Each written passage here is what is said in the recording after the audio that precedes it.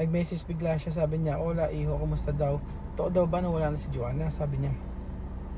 Tapos, magandang araw po sa inyo lahat mga amigo. Nag-message sa akin si Mami Kuana eh. Nagulat naman ako sa message niya.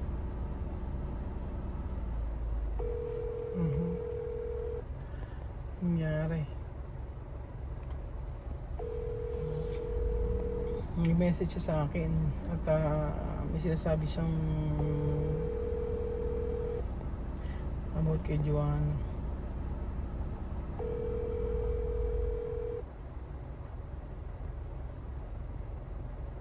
Matawag ako.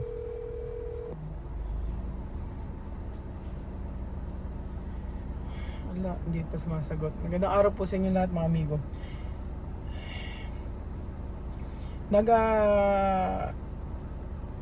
Nag-message si Mami Kwan na kahapon, hindi ko naman nasagot. Tapos ngayon, busy kasi ako. Ngayon, ano siya sabi nito? Sabi niya, "Hola, hijo, ¿cómo estás? ¿Es verdad que Joanna está muerta?" Sabi niya, "Hello, anak." Sabi niya, "Kamusta na? Totoo ba na wala na si Joanna?"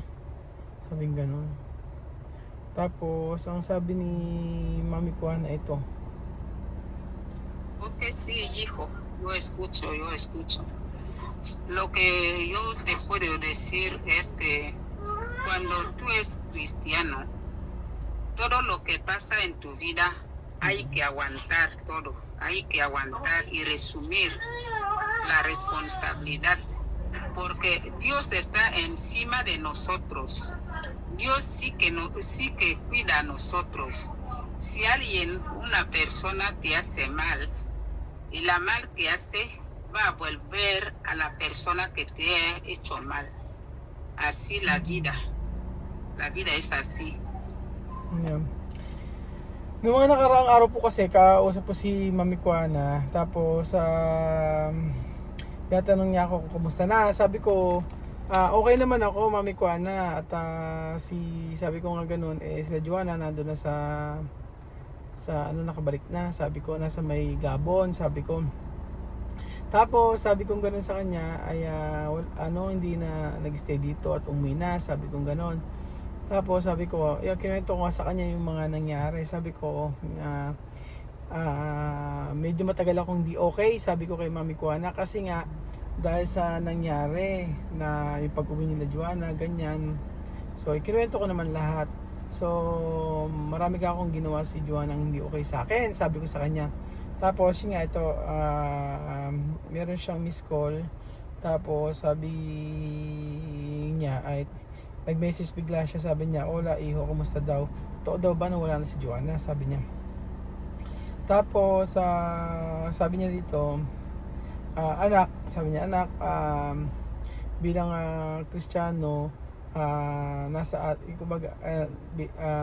bilang Kristiyano," sabi niya ganoon, ay ano man yung mga bagay na ginawa sa atin na masama, ay siyang ani. Kumbaga, merong consequence lahat ng mga masama na ginawa. Sabi niya ganon. Tapos, yun ang sabi niya. Tapos ito pa. Un día yo he visto el estado de Joanna que dice que Joanna ya está muerta. Nakita daw niya sa estado o status ni Joanna dito sa WhatsApp na wala na daw si Joanna.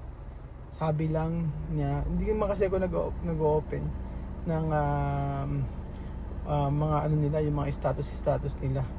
So sabi nga noon, wala daw si Joanna. Yun ang sabi ni Mami Kuana, kasi nabasa daw sa may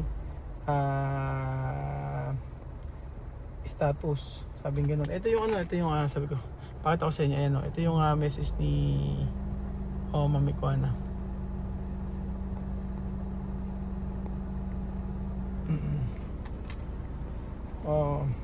Tapos, por eso yo te pregunto, kaya kita tinatanong, sabing ganun. Porque yo no sabe nada de Joanna. Dahil wala akong alam about kay Joanna. Un día, tú sí que me has mandado allí, un día Joanna está enferma. nung isang, okay. Nung time na may sakit si Joanna, nung time na nasa ospital, nung nagkasakit si Joanna, I think hindi yung nagkasakit yung time na nanganak siguro si Joanna. Pinapunta ko si Mami Kuana doon. Hindi ako sure kung yun. Basta na hospital si Joanna noon, and then after noon ay yun daw yung huli. Para cuidarla. Para alagaan siya. Hasta hoy en día, yo no sé de dónde Joana está. So hanggang ngayon daw hindi niya alam kung nasan si Joanna. Otro día me dice que está en Libreville, Gabón. Nung isang araw daw, nasabi niya nasa may Gabon daw at saka nasa Libreville. Va a venir a Guinea Tapos pupunta raw sa may Guinea para vivir en mi casa. para daw tumira sa bahay ni Mami Kuana. Yo le he dicho que, si tú vienes no es problema. Sabi ni Mami Kuana, kapag dumating ka, walang problema. Hasta hoy solo yo he visto que ella está muerta. Hanggang ngayon, ang alam lang niya na si Joanna ay patay. Wala na. Yo no sé, de verdad. Hindi ko alam, yun ang totoo. Solo Dios sí que tú puedes dar ese problema. Diyos lang daw ang ibigay lang daw sa Diyos ang mga problema. Porque tú haces bien con nosotras. Dahil naging mabuti ka sa amin lahat. Si nosotros soy así como Joana, esto no está bien. Kapag kung ginawa daw ni Joanna sa iyo yan, kung ginawa daw sa akin ni Joanna yan, hindi raw okay yun. Hay que aguantar. Siya daw ang mananagot. Hay que pedir a Dios. Dios te bendiga. Ipag-pray lang daw sa Diyos at pagpapalain ka. Y sigue en el camino de Dios. Dios te va a guardar y te va a proteger. Diyos ang magpoprotekta, sabi ni Mami Kuana. Ayan. Ito pa yung time na kumain kami sa labas dati. Hindi ko na matandaan kung saan to. So, yun mga amigo. Kasi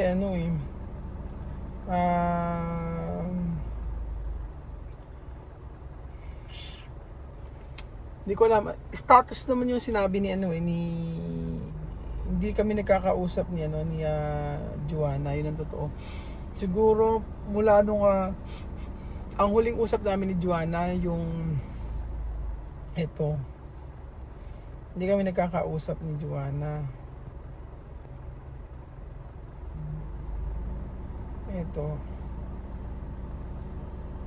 Hindi kami nagkakausap, pero ano siya sabi niyang 18 hours hindi siya online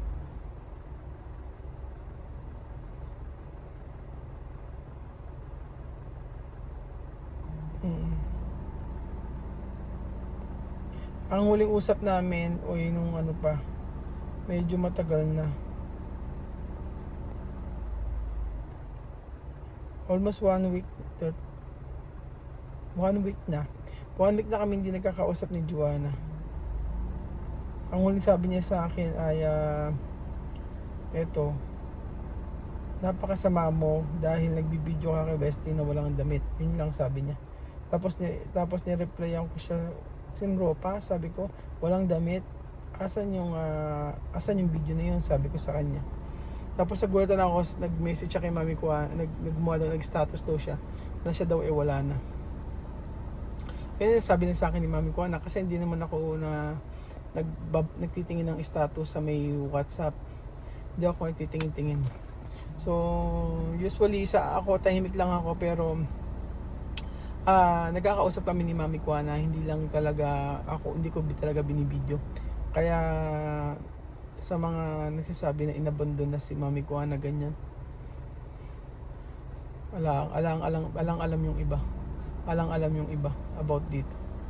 So sabi ko nga po kapag gumaling si Mami Kuana, okay na siya.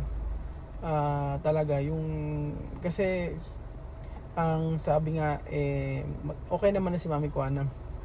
Pero yung talagang hindi pwede na gano'n na okay na agad. Mahabang ano yan, mahabang pagpapagaling yung mga ganyan. Kahit sabihin na okay na.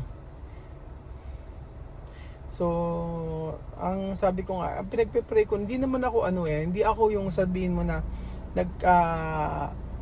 nagdamdam o maano yung pakiram. Yung bang galit ako kay Joanna, kay Westy Kanyam.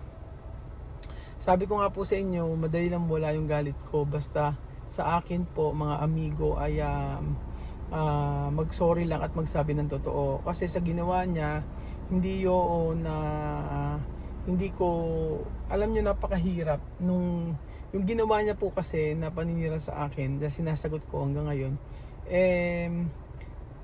yun ang hindi ko matanggap na bakit kailangan siraan o kailangan mo gumawa o magsabi ng masama sa akin. Ako naman ang nagbigay ng tulong sa iyo, ganun. Tapos ngayon tingnan mo nga, napaka pa ni Mami Kuana na lagi siya patitirahin pa ni Mami Kuana si Joanna sa bahay niya, which is okay naman. Sabi ko nga po sa inyo mga amigo, marami pang madaling lapitan si Mami Kuana, madaling lapitan. At sabi ko nga po sa inyo mga amigo, sa lahat ng mga nangyari, ando pa gusto pa rin tulungan ni Mami Kuana si Joanna. So yung sinasabing patay na kasi si Jay, wala akong idea, pero nakita ko naman 18 hours ang online siya. So yun, magme-message sa akin yan pag wala ng pera, kasi yung binigay kong pera sa kanila is hindi naman nila dinala sa hindi naman sila umuwi ng Equatorial Guinea. At sabi ko nga po sa inyo, kung hindi man siya umuwi sa Equatorial Guinea, ay wala na akong magagawa doon, but nabigay ko na yung tulong na pwede para sa kanila. Opo. So para sa akin naman, kung lalapit siya sa akin, syempre hindi naman ako tutulong sa kanya. Ang gusto ko lang talaga yung makauwi sila doon at makapagsimula sila, kasi doon naman talaga yung gusto niya talagang buhay, sa Equatorial Guinea. Pero tingin ko naman po sa Gabon mabubuhay naman sila. So parehas lang naman, Africa pa din naman, dahil nagstay naman din naman taga si Joanna doon sa Gabon. So hindi ko alam kung wala akong idea sa kanila kung ano nangyayari, pero for sure lalapit yan. Darating yung time na may message sa akin. So yun po mga amigo, basta sabi ko nga, pinagpe-pray ko na maging maayos ang buhay nila, pinagpe-pray ko na maging maayos po sila. So ayun po mga amigo, wala akong kay Mami Kuana, hindi pa sumasagot si Mami Kuana, pero nung isang araw nung nagbe-message naman, nagkakausap naman kayo ni Mami Kuana, pero chat lang, hindi pa nagkakaroon video call talaga. So try kong i-contactin, tawagan si Mami Kuana.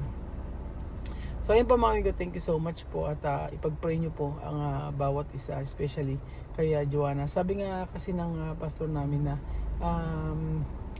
matutong magpakumbaba at matutong tanggapin yung mga tao na nagkasala sa iyo, or magpatawad ka. So yun naman ang ginagawa natin mga amigo. At medyo mahirap, pero wala tayong magagawa kundi tanggapin po at magpatawad tayo. So thank you so much po mga amigo, God bless po.